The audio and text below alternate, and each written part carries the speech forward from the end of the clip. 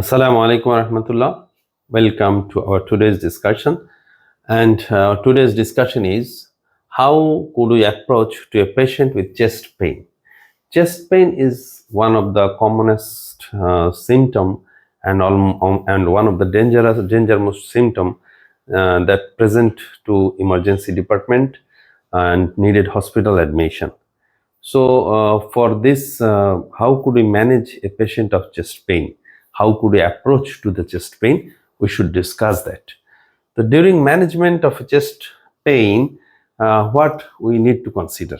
তাহলে একটা রোগী যদি চেস্ট পেইনের আসে আমরা কি কি জিনিস চিন্তা করব? ফার্স্ট অফ অল একজন ডাক্তারের মাথার মধ্যে এটা থাকতে হবে যে ব্যথাটা কি কারণে কি কারণ হতে পারে। তো চেস্ট পেইনের আমরা যদি কারণ দেখি, নাম্বার 1 আমাদেরকে রাখতে হবে কার্ডিয়াক কজ।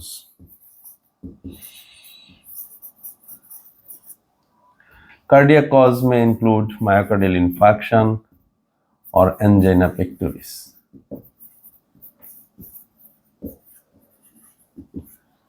Number 2, যদি আমরা চিন্তা করি, that is the pulmonary cause.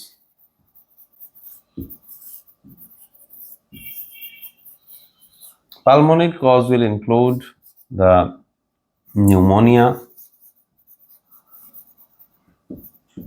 pneumothorax, and also pulmonary embolism.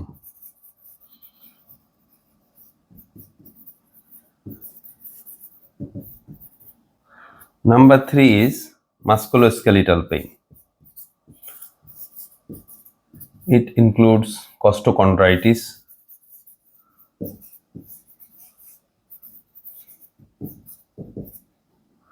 also mechanical pain, costochondritis, trauma, muscle spasm.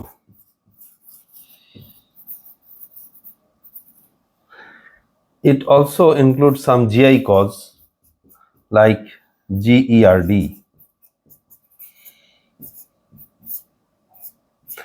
esophagitis,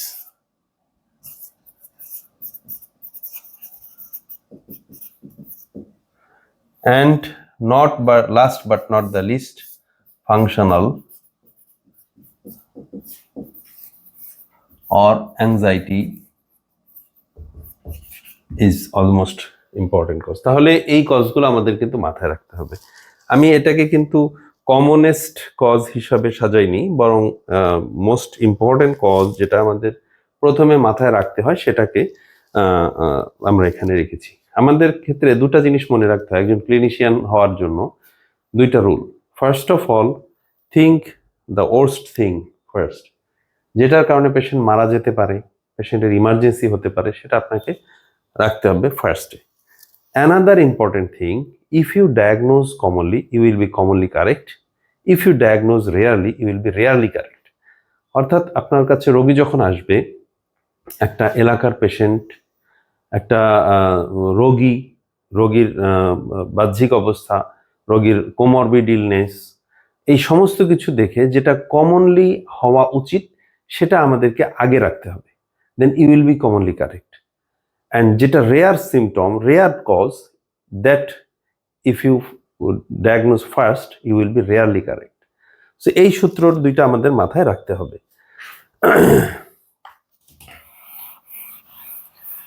এখন আমরা আলোচনা করব যে চেস্ট পেইনের মধ্যে কোন সিমটম অ্যানালাইসিস, অর্থাৎ এই চেস্ট পেইনটাকে আমি কিভাবে অ্যানালাইজ করতে পারি। যে কোনো একটা পেইনকে অ্যানালাইজ করতে হইলে আমাকে কি চিন্তা করতে হবে? First of all anatomy, that is where is the lesion, where, কোথায় ব্যথাটা হচ্ছে। Number 2, why is the lesion, why is the pain.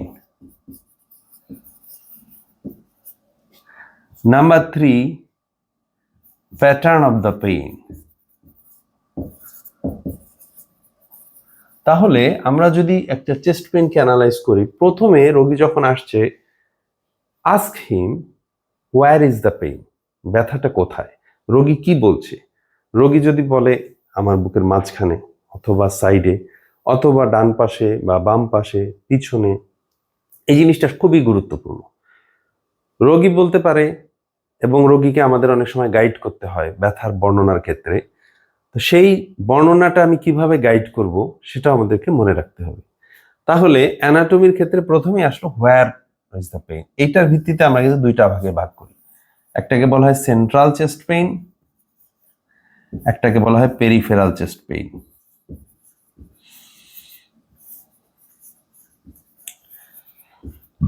তাহলে দেখছেন central chest pain and peripheral chest pain, এই দুইটা ভাগে আমরা ভাগ করে ফেলি। এখন আমরা যদি আলোচনা করি যে রোগী আমার কাছে আসছে সেন্ট্রাল চেস্ট পেইন নিয়ে,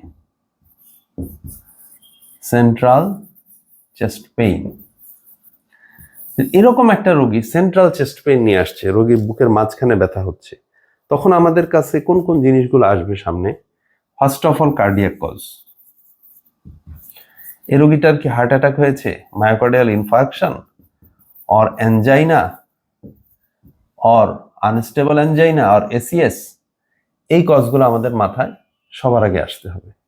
এরপরে কিছু আলাদা musculoskeletal pain also may occur in the central region, MSK pain also, and also gastroesophageal reflux disease এটাও আসতে পারে, and also psychogenic pulmonary pain usually centrally কম হয়, তবে নিওপ্লাস্টিক পেইন যেগুলো আছে, পালমোনারি ফুসফুসের ক্যান্সার, এ ধরনের পেইনগুলো কিন্তু সেন্ট্রালি হতে পারে। তবে আমরা মনে রাখবো যে আমরা এখানে একটা পেশেন্টের ক্ষেত্রে আলোচনা করছি যিনি অ্যাকিউটলি আমাদের কাছে আসছে, এবং ব্যথার রোগী আসলে আমাদেরকে প্রথমেই অ্যাসেস করতে হবে যে এই রোগীটা কি ইমার্জেন্সি ভাবে এসেছে, অর্থাৎ আজকেই তার ব্যথাটা শুরু হলো কিনা, অথবা এই ব্যথাটা কি দীর্ঘদিন ধরে হয়ে আসছে কিনা। তাহলে আজকে যে ব্যথাটা শুরু হচ্ছে সেটার অ্যাপ্রোচ একরকম, দীর্ঘদিন ধরে আসছে সেটার অ্যাপ্রোচ আরেক রকম। তাহলে এখন একটা সেন্ট্রাল পেইন আমি যদি মনে করি, এখন আমাকে জিজ্ঞেস করতে হবে পেইনটার কোয়ালিটি কেমন, অর্থাৎ ধরনটা কেমন, কোয়ালিটি। কার্ডিয়াক পেইনের ক্ষেত্রে কিছু বৈশিষ্ট্য রয়েছে, যেমন কার্ডিয়াক পেইনের ক্ষেত্রে বলা হয় যে রোগীর এই পেইনটা হচ্ছে একটা ডাল একিং, অর্থাৎ খুব ভারী। রোগীরা অনেক সময় বলে যে আমার বুকের উপরে অনেক ভারী একটা বোঝা চাপে দেওয়া হয়েছে, বুক চেপে ধরে আছে, এবং রোগী কিন্তু বুকের মাঝখানে এইভাবে হাতটাকে চেপে ধরে। এর সাথে সাথে পেইনটা তার আশেপাশে ছড়িয়ে যেতে পারে, নেক, আপার লিম্বস, ব্যাক, এবং ইভেন জ, ম্যান্ডিবল, এই জায়গাগুলোতে পর্যন্ত পেইনটা ছড়িয়ে যেতে পারে। তাহলে পেইনের প্যাটার্ন ডাল, হেভি, এবং এটাকে বলা হয় যে ডাল একিং crushing pain usually indicates cardiac pain. এরপরে যে জিনিসটা আসে সেটা হচ্ছে ইন্টেন্সিটি। পেইনটা কেমন? পেইনটা হবে সিভিয়ার। সিভিয়ারিটির ক্ষেত্রে আমরা বলি যে অ্যানজাইনা আর এমআই এর মধ্যে পার্থক্য হলো এমআই এর pain will be more severe than angina pectoris. তবে অনেক সময় আনস্টেবল অ্যানজাইনার পেইন আর এমআই এর পেইনকে একই রকমই হয়, পার্থক্য করাটা কঠিন হয়। তাহলে এমআই এর পেইনটা সিভিয়ার হবে। একই সাথে আমরা জিজ্ঞাসা করতে পারি duration of the pain. Usually if the pain is due to angina pectoris, it will be released by rest. রোগী যখন বিশ্রাম নেয় ব্যথাটা কমে যাবে, রোগীকে আপনি একটু নাইট্রোগ্লিসারিন দেন, ব্যথাটা আরাম পাবে। But if it is due to myocardial infarction, the pain will be persistent. 15 minute, আধা ঘন্টা, 1 ঘন্টা ধরে ব্যথাটা পারসিস্ট করবে, usually not commonly relieved by only giving nitroglycerine. So এই ধরনের একটা প্যাটার্ন যদি আসে তাহলে কনসিডার কার্ডিয়াক থিং ফার্স্ট। এর সাথে কিন্তু আমাদেরকে রিজনিং করতে হবে যে রোগীটা কে, রোগীটার বয়স কত। Usually cardiac disorder occurs in a middle aged patient, but not necessary যে একটা ইয়াং 20-25 বছরের যুবক আসছে দেখে আপনি কার্ডিয়াক পেইনকে সন্দেহ করবেন না, এক্সক্লুড করবেন না, তা না। কারণ আমরা দেখেছি যে 22 বছর 25 বছরের যুবকেরও মায়োকার্ডিয়াল ইনফার্কশন হচ্ছে, হার্ট ফেলিওর ডেভেলপ করছে। সো আমাদেরকে অবশ্যই common thing and important thing should consider first. Then এখন আমি যদি বলি যে এর সাথে সেন্ট্রাল পেইনের আদার কজ, যেমন আমরা বলেছি it could be due to GERD. GERD যদি হয় তাহলে পেইনটা কেমন হবে? Usually the pain is burning. রোগী বলবে বুকটা জ্বালা পোড়া করছে, বুকটা জ্বলে যাচ্ছে, মনে হচ্ছে যেন পেটের থেকে একটা জ্বালা পোড়া উপরের দিকে উঠে আসছে, টক পানি উঠতেছে, বমি বমি ভাব হচ্ছে। এই ধরনের সিমটম নিয়ে যদি পেশেন্ট আসে, then you can consider it as a case of GERD. এর সাথে পেশেন্টের ডায়েটারি কথা বলতে পারে। পেশেন্ট বলতে পারে যে সে বাইরে কিছু খেয়েছে, সিঙ্গাড়া খেয়েছে, ভাজা পোড়া খেয়েছে, একটা দাওয়াত খেয়ে আসছে, এরপরে তার ব্যথা শুরু হয়েছে। So this can happen in case of GERD. একই সাথে জার্ডের একটা পেশেন্টে আপনি যদি antacid then,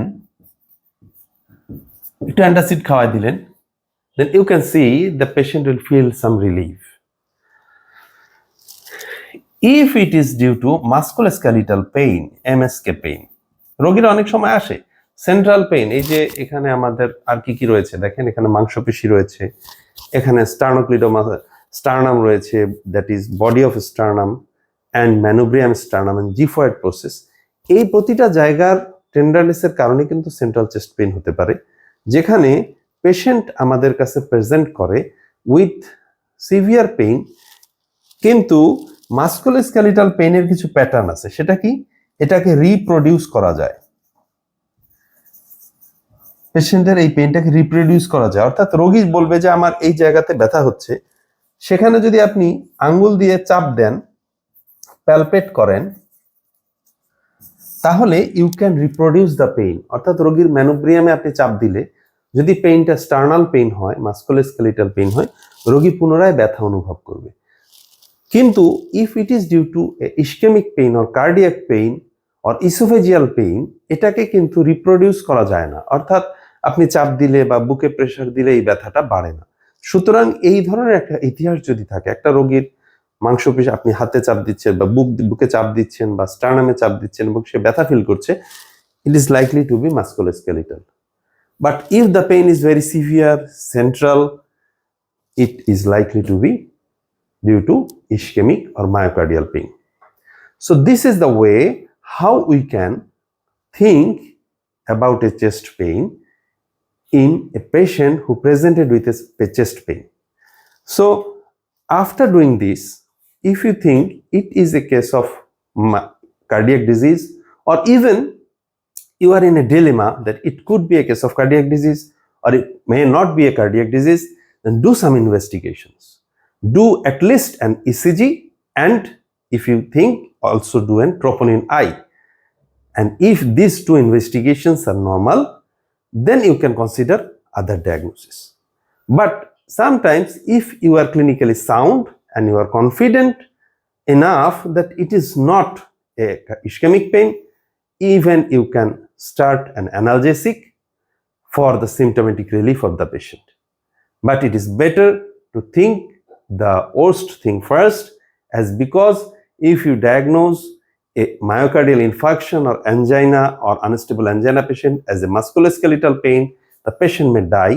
But if you undiagnose a patient of musculoskeletal pain, it will not hamper the life or not cost the life of the patient. So common thing should come common, and serious thing should also come common. So with this, we are concluding our today's session, and in our next session, we will discuss how to approach in a patient of peripheral chest pain. So with regards, many thanks, and stay with us in our clinical lecture of concept in clinical medicine. Many thanks. Assalamu alaikum wa rahmatullahi wa barakatuh.